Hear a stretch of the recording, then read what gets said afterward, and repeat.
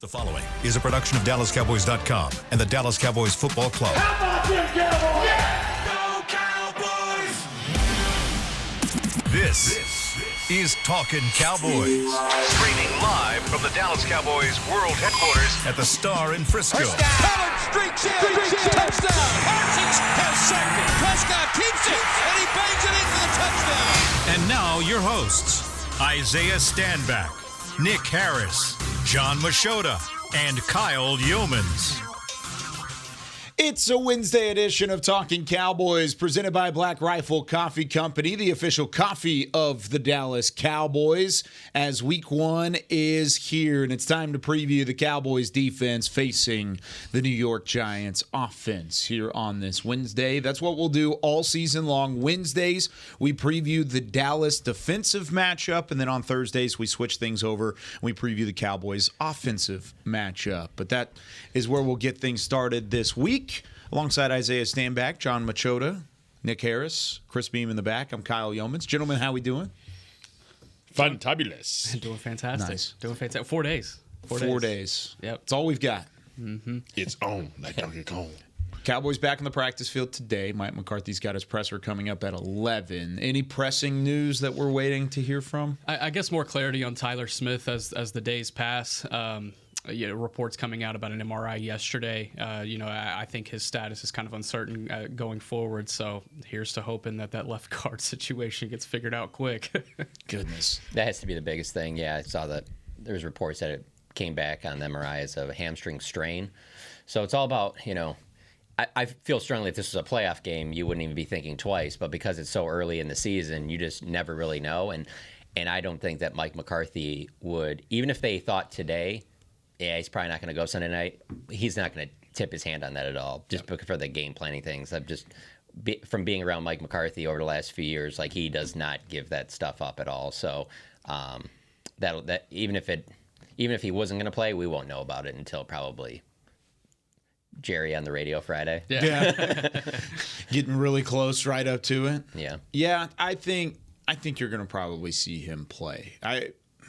That's a gut feeling more than it is a report. I look at Division this offensive game. line, Yeah, and the matchup that they have. I mean, we'll talk about more of that matchup specifically tomorrow, but I just don't see them not playing Tyler Smith in this game. And if they do, maybe they if they are pushing it a little bit, maybe they keep him in a rotation and it's not full snaps, but that's really hard to do with an offensive lineman anyways. You want to have some continuity up front. It's not like switching in and out receivers and getting snaps like that. So I think he plays. I think he'll be there, and I think he'll be ready to go. But, of course, we'll look to see some clarity. And do you think there will be clarity today whether or not he is on the practice field, or do you think most of that is going to come Friday because there's a chance he's not out there today for Yeah. sure, where he could just be getting treatment and things like that. I don't necessarily expect that, but yeah, that's always a possibility. If they think giving him a couple days will help, then yeah, that's possible. But I still think even if that was the case, they wouldn't tell you if he's going to be out or not. Yeah.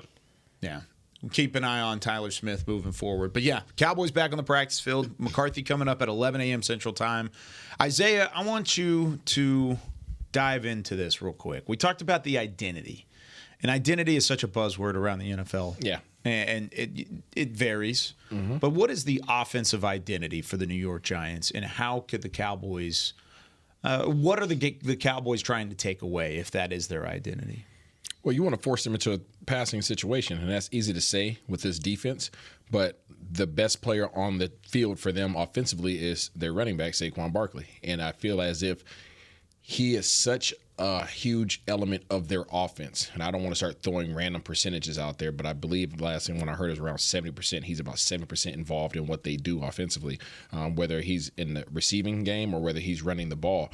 So if you are able to have from the defense's perspective, a positive effect on him, it's just simply slow him down. Everybody wants to say stop him, shut him down. Like, certain individuals, it's kind of hard to do that on, right? Especially when they have the versatility to flex out and all those things.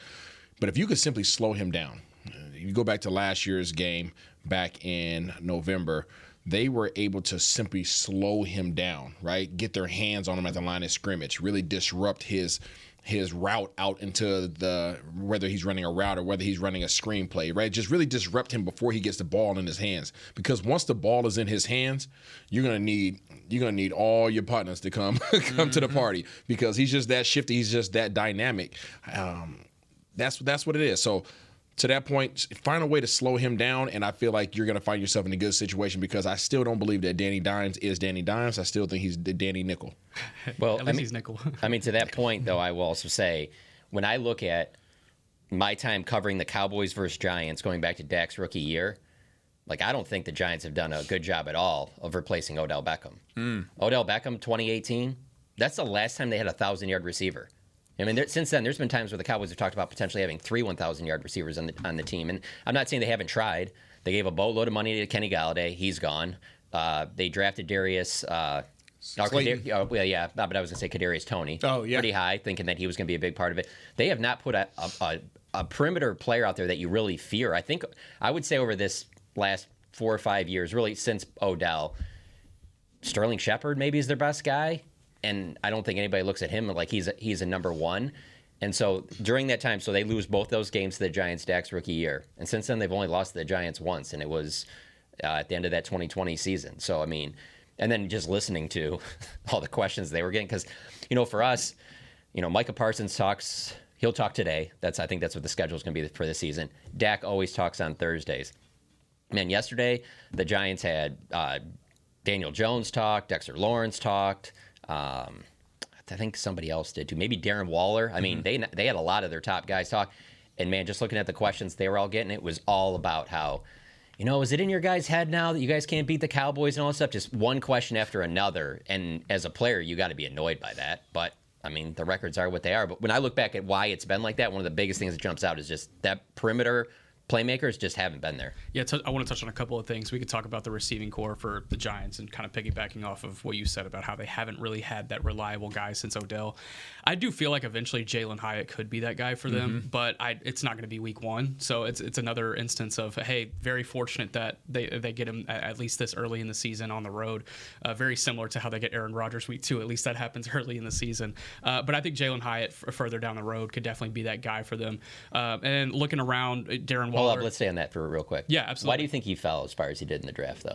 I think what people looked at when they looked at him from Tennessee is he's just boom or bust. Yeah. Whether he can have the big play or he's not going to get you much in the short to intermediate game, and that could be attributed to his route tree. That could be attributed to Tennessee's receiver development over the years too. I mean, I can't really think of a Tennessee receiver off the top of my head that's been something as of late. So I think that's a big part of it. But if you have a guy like Danny Dimes or Danny Nichols, however Isaiah wants to put it, if he can just get the ball to him downfield, that's eventually going to open up a lot of things for Saquon. It makes sense why they drafted him. The only reason I wanted to bring that up with you is because people that live on Twitter, like we do, have seen the video of during his draft process with him and Cowboys wide receiver coach Robert Prince, and Robert Prince is like basically telling him, hey man, just go out. Yeah, I want to say, you know what it was? It was at his pro day. I want to say he was at Tennessee. Yep. I don't think I've seen this. Okay. Oh yeah. He's like telling him, he's like, man, you know what you are, and Jalen Hyatt comes right back, and goes, what am I, coach? What am I? And it's like kind of contentious for a little bit. One of our reporters at The Athletic asked him about it this week, a couple days ago, I think, and he said it was all cool, and it was just like it was one of those environments where he was just kind of trying to motivate him or whatever. But if you just watch the video, it makes it certainly seem like Robert Prince is kind of inferring that, everyone knows you're the speed guy. Now you're out here in this pro, show everybody that you can do everything else. It wasn't saying you're not anything else, but it's like, hey, that's what these guys that are watching you right now are thinking. Show them in this. That's what I took it as. Yeah. But you know how when that stuff gets on social media, how it can gain legs like that, whatever. Yeah, it gets out of context. But then when he fell in the draft too, there was kind of part of me where, because there was some talk of him possibly being a first-round pick. Yeah. Here's the con that I had on him whenever I was watching film and draft coverage. I said pretty confined to the slot, even in college, because some of the other players outside, they had a guy named Cedric Tillman on the outside that was pretty good as well. It'll likely take a transition period to move to a pro-style spread, but he's talented enough to make it happen, needs to develop his route tree to expedite that process. So it kind of goes back to what the video might have been talking about, was the route tree and the speed. Because he's quick released, he's got the skill set, he's explosive, he brings all that to the table. But like you said, Nick, you're catching him in week 1. You're not catching him as a rookie in week 15 yet. I mean, of course, you face the Giants later in the year as well. But you're not seeing the high end of Jalen Hyatt initially to where it's really going to scare you from a weapon standpoint. And going back to what John was saying earlier, Daniel Jones is 1-5 in his career against Dallas. The only win was week 17 of 2020 against Andy Dalton as the starting quarterback. So that's not all his fault. There's been injuries to Saquon Barkley. There's been lack of production on the outside. But Isaiah, you'd seem to think that Danny Dimes plays a pretty significant factor into that as well. Absolutely, and I think he's going to have a substantially better season this year. He'll probably have his best season of his career this year, simply because of who his head coach is and his coordinator. I mean, Daboll is an absolute beast when it comes to play calling and his understanding of concepts. Just to back your point up, in his one season with Daboll, he set career highs in completion percentage, passing yards, passing touchdown, passer rating all last year. Yep, and playoff wins. Yeah, and playoff wins. Yeah, that's a good one too. So I mean, the reality is he has more time underneath that leadership now, and he's going to be that much more refined. And these guys don't have a receiver, as we're talking about the receiver room, but they do have a pretty solid committee of receivers. And when you have an OC or head coach, however you want to call him, okay, in Daboll, and you have a quarterback who's been underneath his wings now for a little over a year, has a great understanding, and then you have a room where anybody can be the man any day, that creates a dangerous kind of setting for any defense. And it really just comes down to what your front can do now to force them into those passing situations, because we all know Mr. Nickel is going to give you an opportunity. He's going to give you opportunity, right? Mr. Nickel. Yeah, he's going to give you an opportunity, but you have to force him into that position. You can't give Daboll the option to run the ball and pass the ball. You will find yourself in a situation. And obviously he's sold on him, because they wouldn't have given him that contract if they didn't.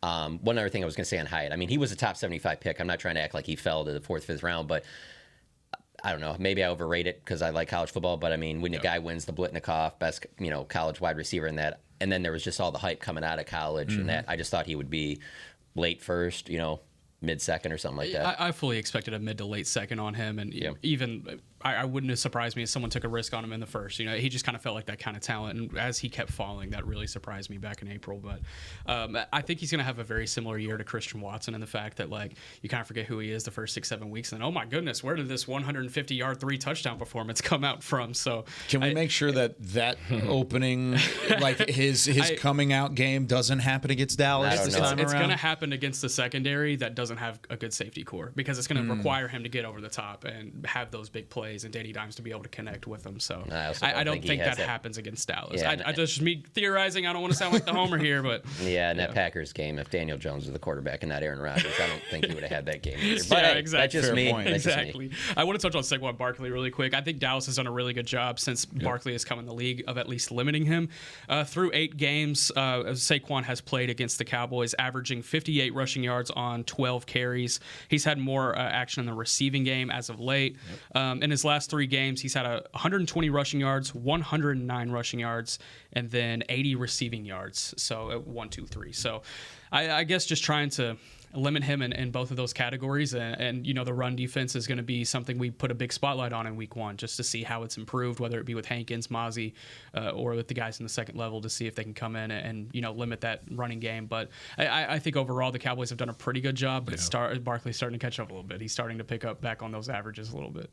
Yeah, he reached 20 miles per hour on 6 carries last season, which was tied for first in the NFL. And a lot of that came at the back half of the season because he did deal with some of those early injuries. Do you think, you talked about the shiftiness earlier, do you think Saquon, I mean, there's a lot of discontent there as well in terms of contracts and running backs and whatever's ended up happening in New York. Do you think he's back fully to what he was originally, to where it will be tough for Dallas? And it's going to be a test regardless, but this is a run defense that we're still kind of questioning going into week 1. I'm interested to see what Daboll's approach to this defense is going to be. To Nick's point, Dallas has done a pretty doggone good job against Saquon Barkley in the past, and Dan Quinn has had a good game plan for him. However, you're meeting an offensive coordinator who's probably the most confident he's been in that organization. You're meeting a quarterback who's the most confident he's been in that organization. Those guys have whatever chemistry that has been brewing for the entire offseason. So you're going to get the healthiest version of Saquon Barkley that you'll face all year long. So there's a lot of things that are against you in that regard.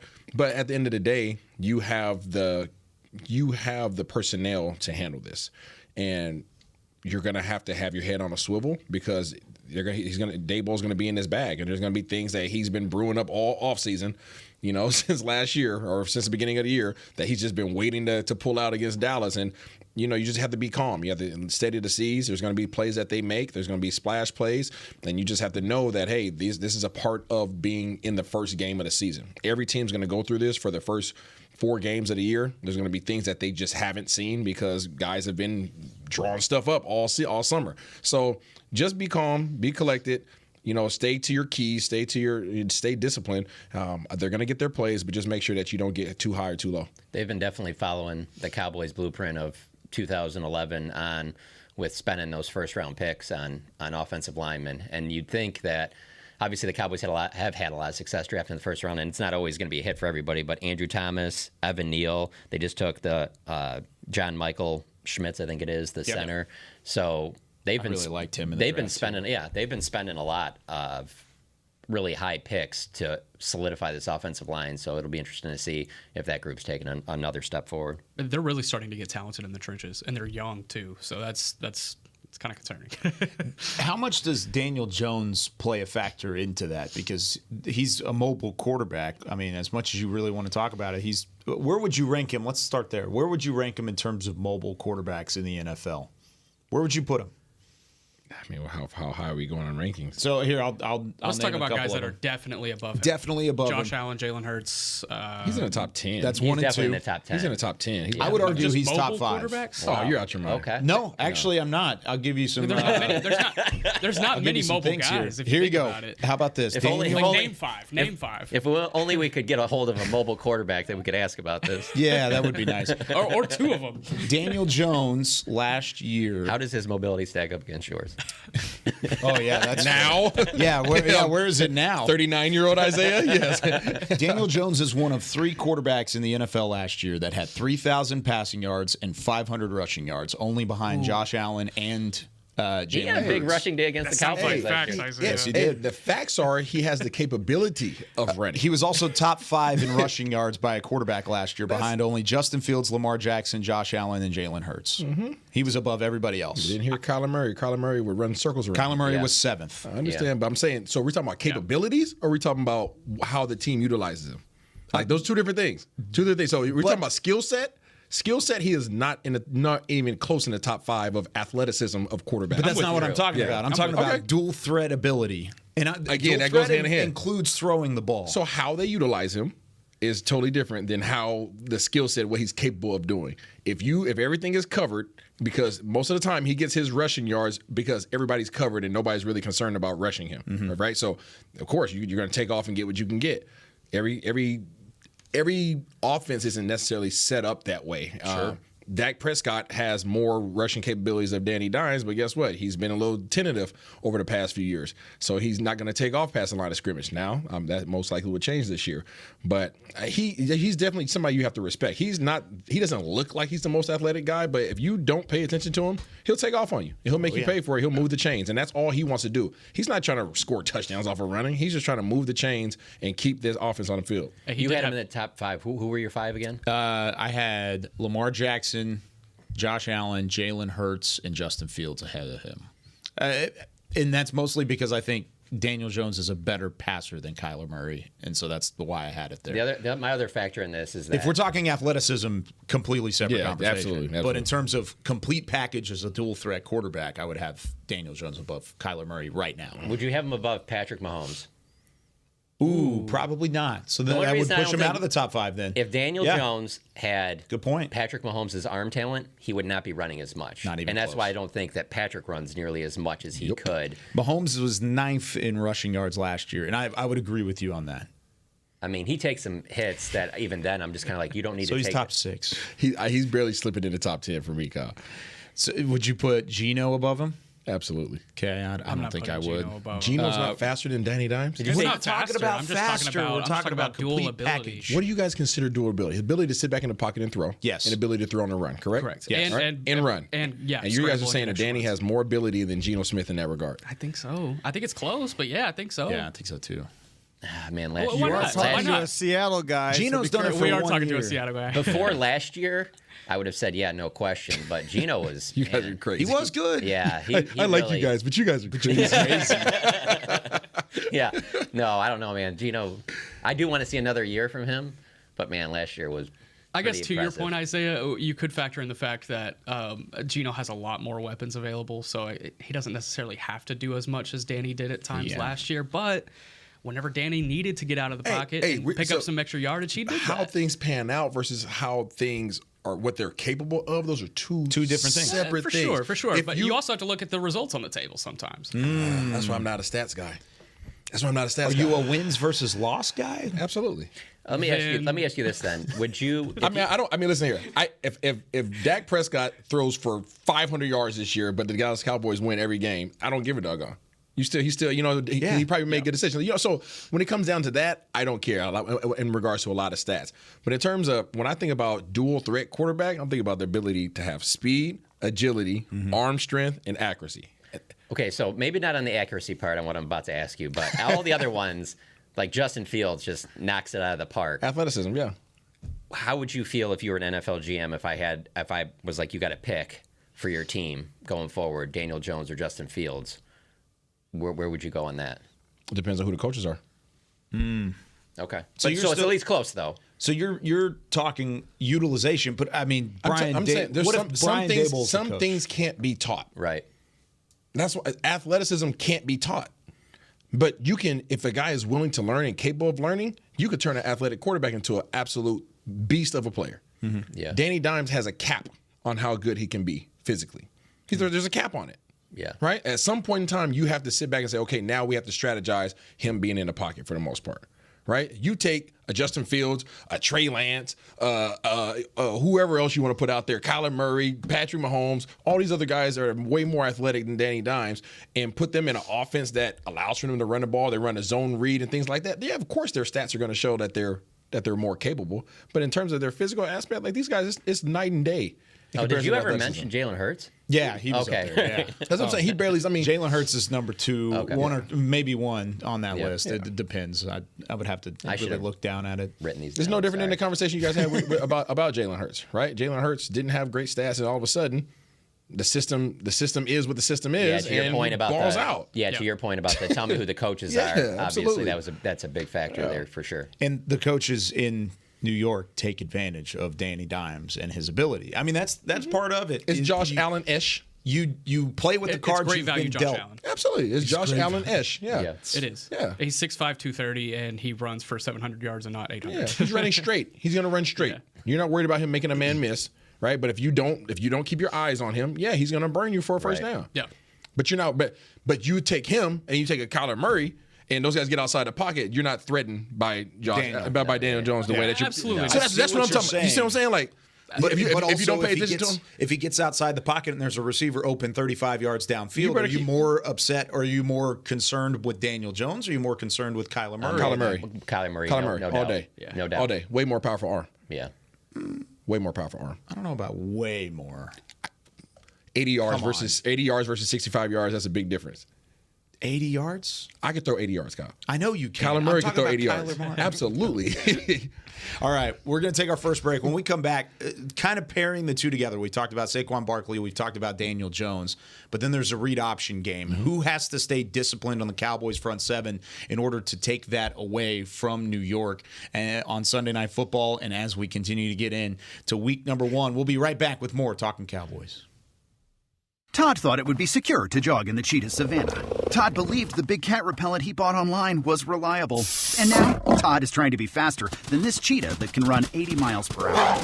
But the good news is, Todd has AT&T 5G that is fast, reliable, and secure.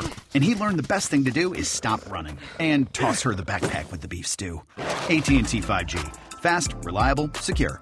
It's not complicated. 5G requires compatible plan and device. 5G may not be available in your area. See att.com/5G for you for details. Black Rifle Coffee Company serves premium coffee to people who love America. When you drink Black Rifle coffee, you are directly supporting veterans, law enforcement, and first responders in your community. Black Rifle's expert roasters love coffee almost as much as Texas loves football, so it makes sense that America's Coffee partnered with America's team. Go online at blackriflecoffee.com and fuel up with the official coffee of the Dallas Cowboys. That's blackriflecoffee.com to fuel up today. Cowboys fans, after that move, we've just coined the term Rowdy Replay. Let's roll back the tape. Okay, there's our mascot Rowdy cheering on the boys. And now he's on his phone, on his Bank of America mobile banking app? Staying on top of his finances with his virtual financial assistant, Erica. Bank of America's digital tools are so impressive. Cowboys fans just can't stop banking. Learn more at bankofamerica.com/can't-stop-banking. Erica is only available in the English language. You must download the latest version of the mobile banking app, only available on select mobile devices. Message and data rates may apply. Member FDIC. Welcome back into Dear Doctor, the show where I answer life's questions with an ice-cold can of Dr. Pepper. Sheila, let's hear from our next caller, would you? Dear Doctor, my friend supported me during a tough time, but what's the right gift that says, thanks for being a shoulder to cry on? Okay, this one's easy. I say give her a delicious Dr. Pepper. Nothing says, thanks, girl, better than a one-of-a-kind soda. Yes, any Dr. Pepper flavor will do. Now, just a reminder that I don't need to be a real doctor to know that Dr. Pepper is the one you deserve. Back to Talkin Cowboys. This portion of Talking Cowboys is brought to you by Quaker Oats, a super trusted superfood. Quaker Oats, the official oatmeal sponsor of the Dallas Cowboys. Welcome back into the SWBC studios at the Star in Frisco. Nick Harris, John Machota, Isaiah Stanback. I'm Kyle Yeomans with Chris Beam in the back. We talked a lot about Daniel Jones and his mobile ability, but really it's the way he's utilized. As to Isaiah's point, Brian Daboll does a phenomenal job of allowing him to get into space and allowing him to carry the football with confidence. Part of that stems from the read option, and part of that stems from allowing a defense to make a decision.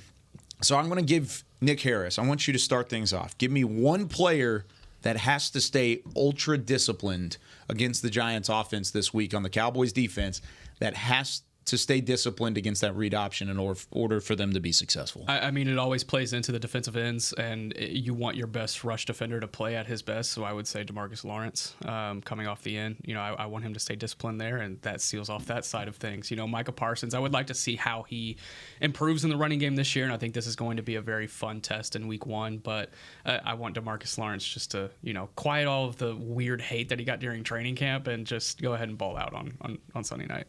Somebody, I think Dan Quinn was the one that told me it was a conversation late in camp. It was like 2 or 3 days before we left, maybe even closer to that. Somebody told me he thought DeMarcus Lawrence had his best camp.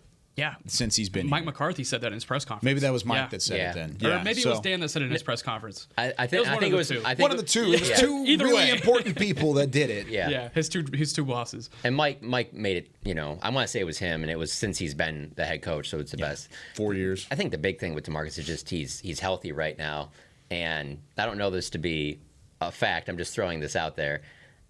He hasn't been in the locker room a ton. I kind of think he's avoiding, like, he doesn't want a bunch, because he knows that that's going to be one of the first things everyone talks about, like, oh, you're so healthy, you're playing great, where when you're a veteran like him, you don't even want to talk about this stuff. You just want to play. You don't want to even harp on, like, oh, yeah, I'm finally healthy and stuff like that. You don't want to, you know, almost jinx it. I mean, it's pretty tough to be in pro sports and not have a little superstition to you. So, no, Lawrence is a great one for that, for sure. Do you load the box, Isaiah, against New York in that case? Dallas didn't load the box a whole lot last year, but they had success in doing so.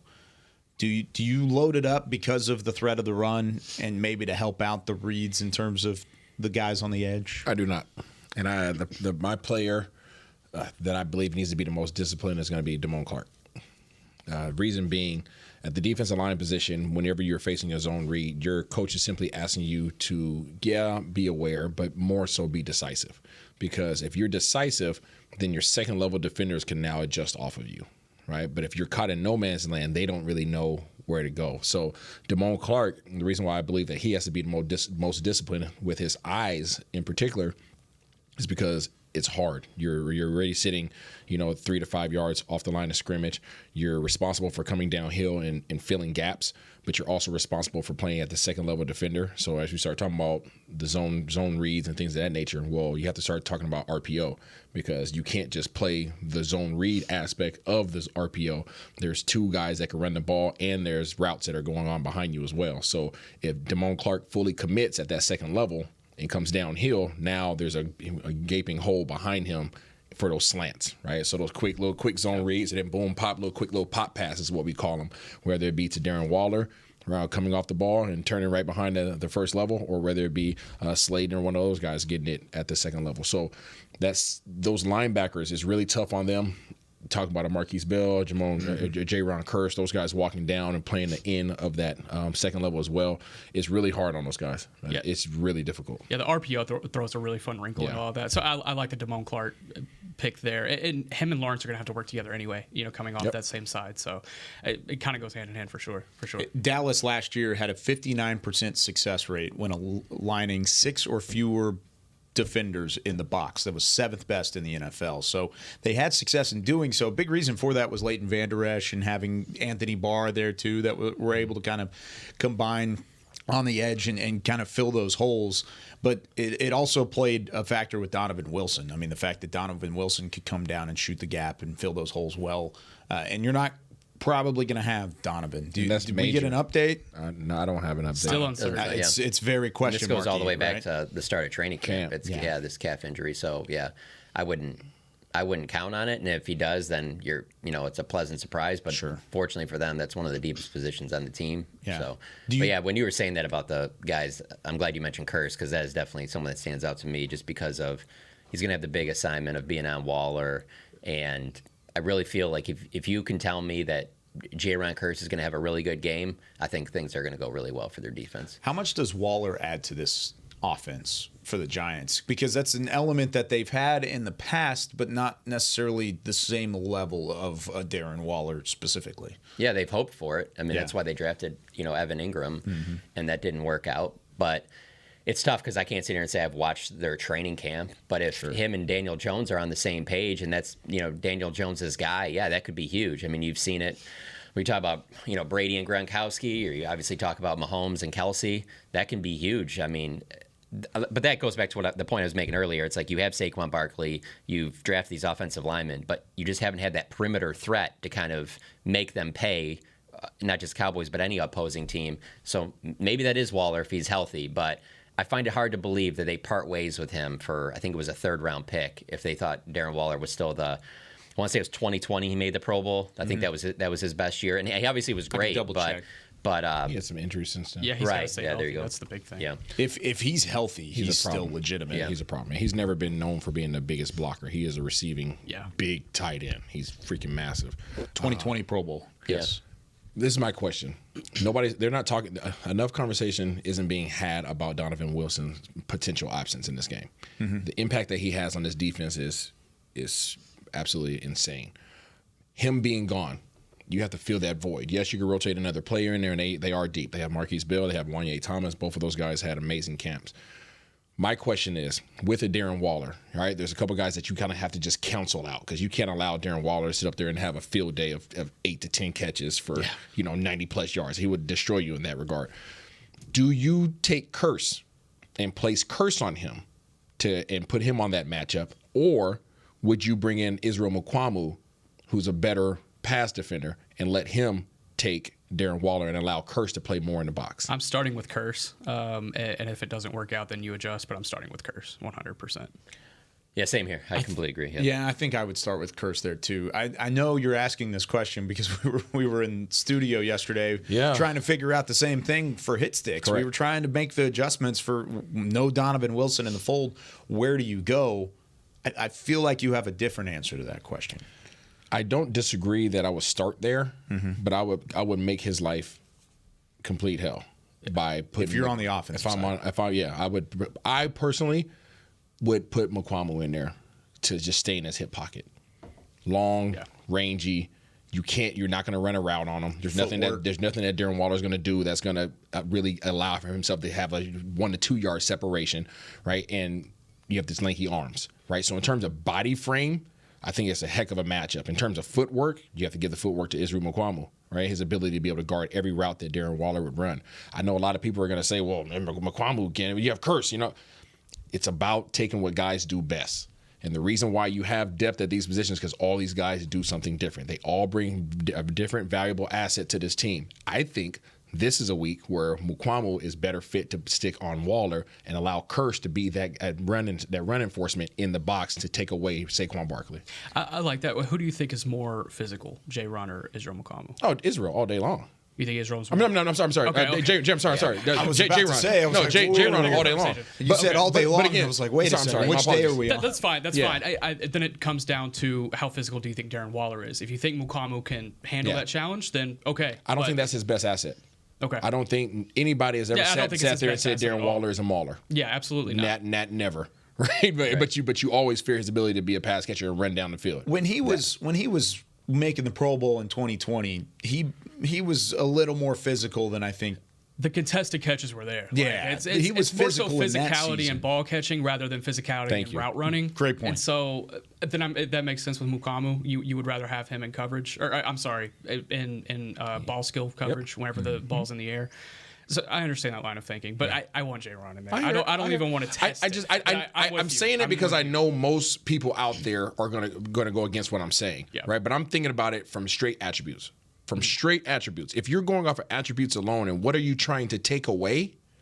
I'm going with Mukuamu. Yeah. I'm not trying to take a better overall player off the field. I'm just simply saying allow Curse to be a run enforcement at the second level to take away their best player, right? And let Mukuamu take away one of their best passing threats. It was interesting, too. You mentioned about Donovan Wilson. I'm huge on, probably my favorite saying is, just because it's proven to be so true in my life, is actions speak louder than words. And, man, the way free agency started and when they went after Donovan Wilson the way that they did, it made it so clear how important he was. Because, when you talk about the Cowboys' defense, where does he even come in the ranking of how much you're talking about somebody? He's not in the top 2, 3, 4 guys that you talk about, but the way they went after him in free agency just made it very clear of the importance, like you said. And it's just easy to forget about him because he's a later round pick.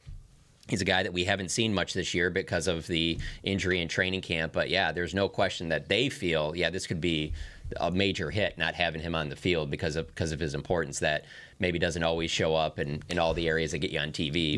Name your top 3 enforcers, physical enforcers on his defense. Oh, he's definitely on it. Yeah, he's up there. Yeah. You're talking about somebody who's a tone setter? I would probably say Wilson, not in any particular order. Wilson, Micah. Micah just had the flash plays. He did what it could. And sneakily, I would say Leighton Vander Esch at the second level.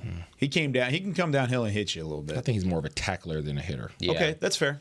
But I still think he plugs the gaps the way that I want you to. So the reason why I bring that up is because his absence, if he's gone, if he's not present in this game, which I think we're all kind of in accordance that the chances are he's probably not. That's a huge void in terms of energy. In terms of somebody that can come downhill and make a big hit and just really just turn the momentum. That's huge, especially at the second level. Third level. All right, he works his way down to the second level. Yeah. Who else is bringing that? Man, it's tough for me even after him and Micah even to come up with that third. Exactly. It really is. Exactly. There's the potential for Damone Clark, but he has to get there. Yep. Man. You see what I'm saying? Yeah, it's major. So I just want the fans out there to understand Dono not being on the field. That's a void now. Yeah. Just because you can put another guy in there that can run around doesn't mean that you're going to feel what he brings because his intensity is second to none, except for Micah. Yeah, right. By the way, I saw a stat this morning about Donovan Wilson that blew my mind. He was the 5th fewest targeted EPA in the NFL last year. It's in terms of safeties. So out of the safety groups in the entire NFL, he was the 5th fewest EPA on targets last year behind Poyer, Simmons, Neal. That's it. Some good dudes. Yeah. Or I guess that's 3 guys. But yeah, Poyer, Simmons, Neal, then it's Wilson. And actually Malik Hooker is up there as well. So you've got multiple guys there. But in terms of EPA, which is expected points, what is that? Is it on average? I believe so, yeah. Expected points added. That's what it is. That's with an A. Expected points added. New metric in the NFL. He was top 5. In terms of safety. Keep your head on a swivel. So not having him in the fold this week could be big. All right, we've got to take our second break. When we come back, I put a question on Twitter last night, got some responses. I want to see what y'all's responses are.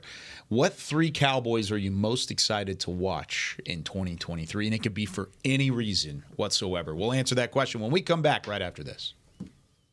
They say champions are remembered, but legends are never forgotten. United Ag and Turf offers a winning lineup of John Deere equipment built to tackle any challenge on and off the field.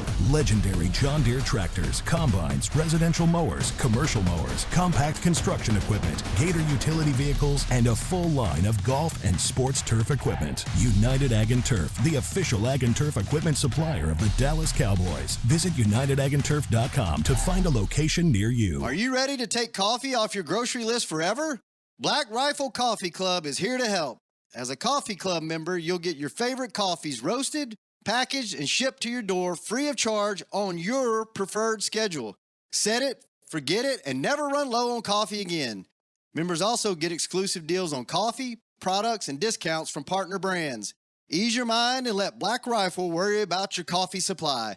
Go to blackriflecoffee.com to join the coffee club today. It's the official men's skincare brand of the Dallas Cowboys, Jack Black. And right now, Cowboys fans can get 15% off their $75 order. Plus, because every deal needs a playmaker, your order will include a free 5-piece skincare set and free shipping. The Jack Black Playmaker is 4 of Jack's favorites and a full-sized intense therapy lip balm. Make a play for the playmaker at getjackblack.com/Cowboys with the code CowboysVIP. That's getjackblack.com/Cowboys with the code CowboysVIP. Todd thought it would be secure to jog in the cheetah savanna. Todd believed the big cat repellent he bought online was reliable. And now, Todd is trying to be faster than this cheetah that can run 80 miles per hour. But the good news is, Todd has AT&T 5G that is fast, reliable, and secure.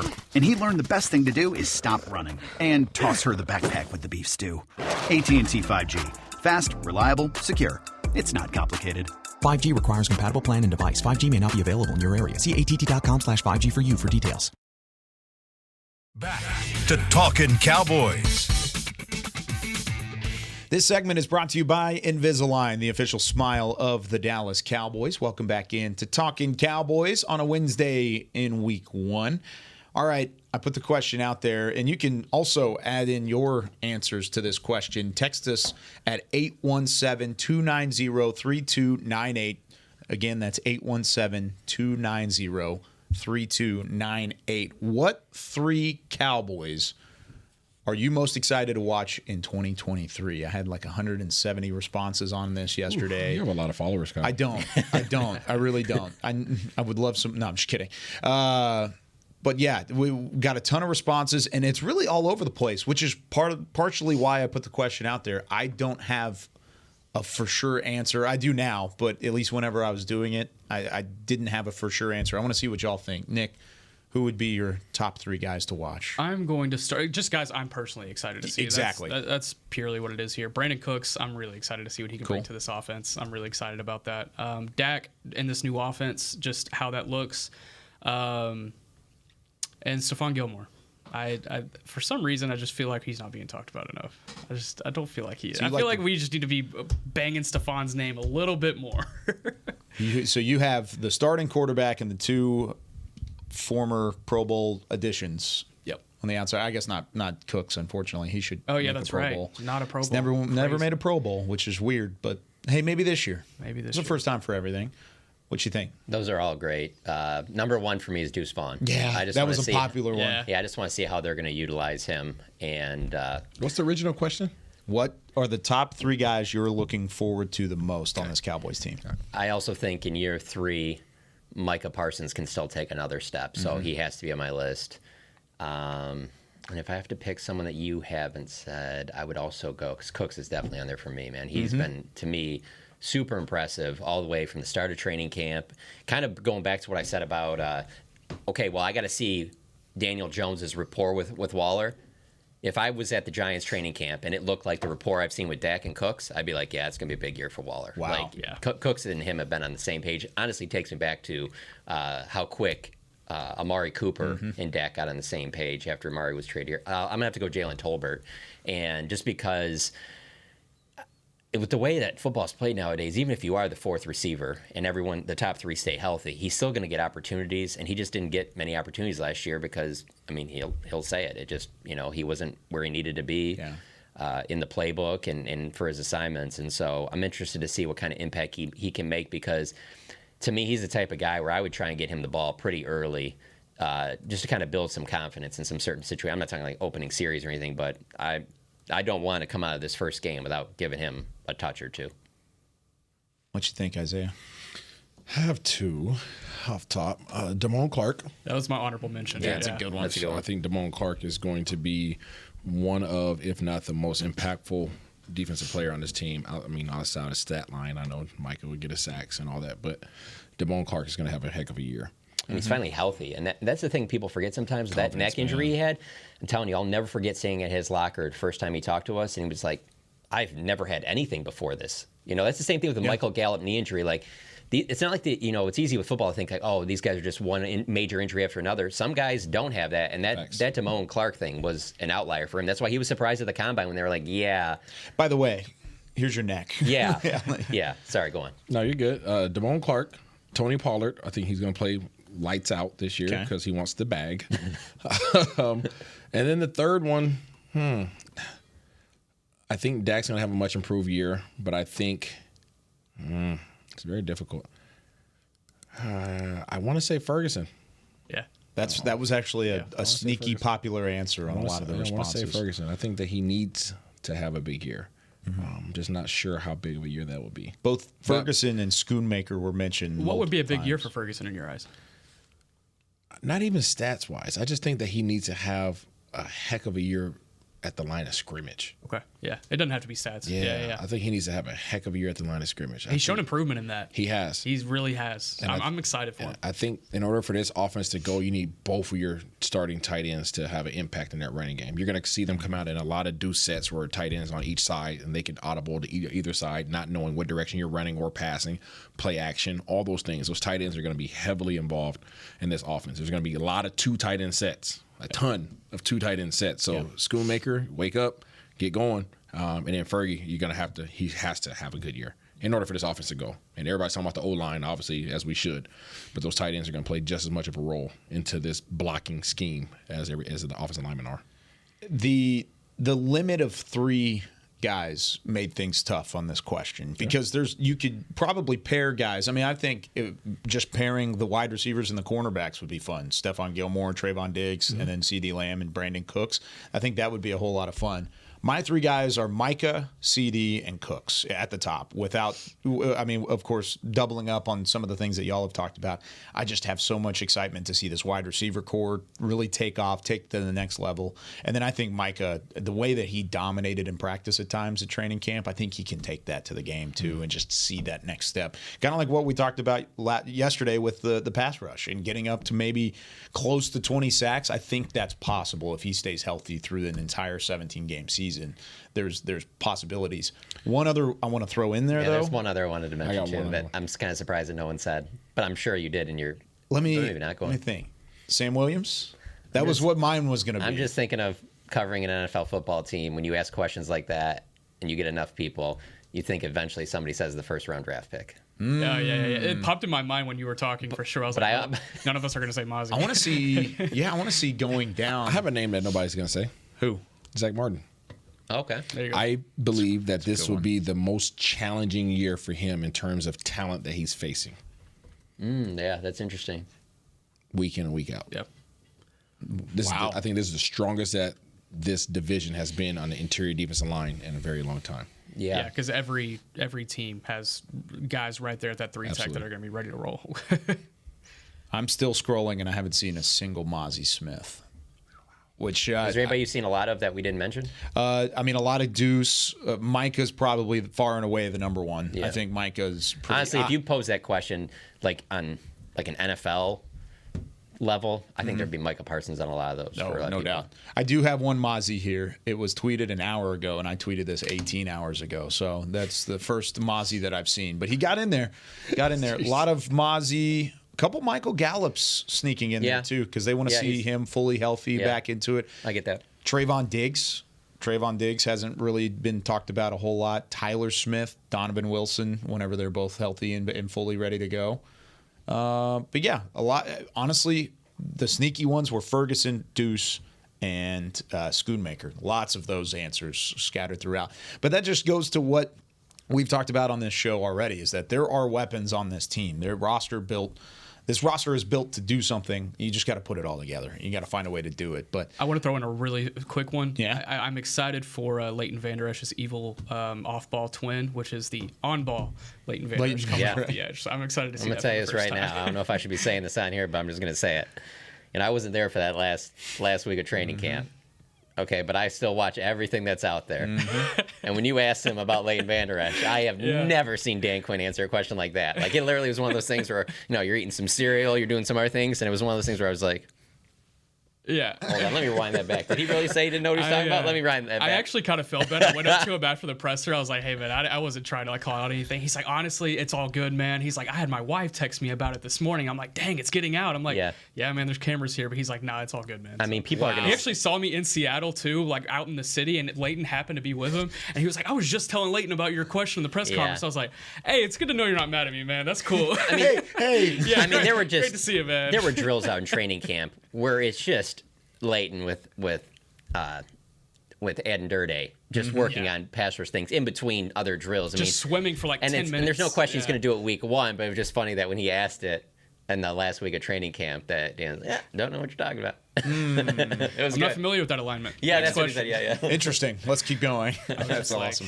All right, that does it for us here on Talkin' Cowboys. Tomorrow we'll flip the script. We go Cowboys offense versus the New York Giants defense, one of the biggest blitz-heavy defenses in the NFL last year. How can Dak Prescott and this West Coast scheme combat it?